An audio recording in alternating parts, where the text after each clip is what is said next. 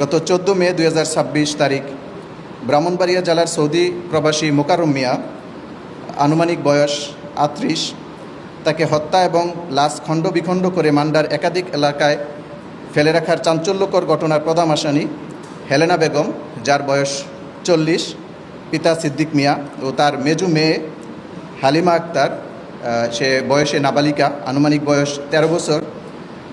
পিতা মৃত শেখ মোহাম্মদ সবেদ, তাদের গ্রামের বাড়ি নানার বাড়ির দিক থেকে নরসিংদী, দাদার বাড়ির দিক থেকে ফরিদপুর।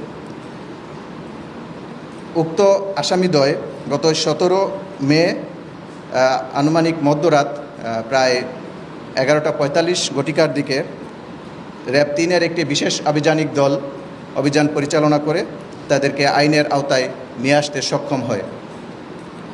প্রাথমিক জিজ্ঞাসাবাদে জানা যায়, ব্রাহ্মণবাড়িয়া জেলার সৌদি প্রবাসী মোকাররম মিয়ার সাথে একই গ্রামের বাসিন্দা সুমন মিয়া, দুজনের মধ্যে অত্যন্ত সুসম্পর্ক। তারা একত্রে সৌদি আরবে প্রবাসী রয়েছেন। সেই সুবাদে সুমন মিয়ার স্ত্রী তাসলিমা আক্তার হাসনা, যার বয়স 31, তার সাথে সৌদি প্রবাসী মোকাররম মিয়ার পরিচয় হয়। পরিচয়ের এক পর্যায়ে তাদের মধ্যে প্রেমের সম্পর্ক গড়ে ওঠে।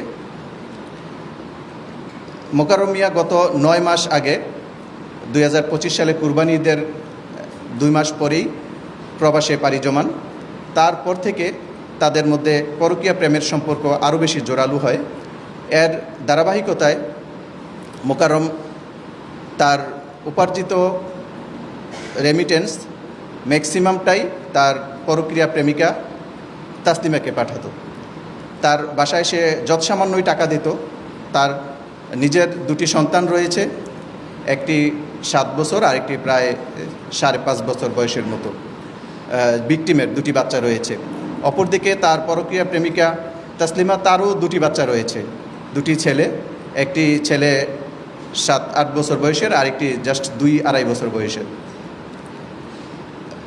মোকাররম মিয়া যখন বিদেশে পাড়ি জমায় তখন সে তার পরকীয়া প্রেমিকা তাসলিমার বান্ধবীর বাসা মান্ডা এলাকায় অবস্থান করে এখান থেকেই সে ঢাকা এয়ারপোর্ট হয়ে বিদেশে যায় 9 মাস আগে। গত 13 তারিখে সে তার গ্রামের বাড়িতে না জানিয়ে সৌদি আরব থেকে ডিরেক্ট শাহজালাল ইন্টারন্যাশনাল এয়ারপোর্টে ল্যান্ড করার পরে ট্রেন যোগে কমলাপুরে এসে এখান থেকে মান্ডা এলাকায় তার বান্ধবীর দেয়া ঠিকানা অনুযায়ী তার পূর্ব পরিচিত বাসায় হেলেনা বেগমের বাসায় ওঠে। যেই ছোট্ট বাসায় হেলেনা বেগম তার 2 মেয়ে নিয়ে অবস্থান করে সেই এক রুমের বাসায় মোকাররম এবং তার প্রেমিকা তাসলিমা অবস্থান করে।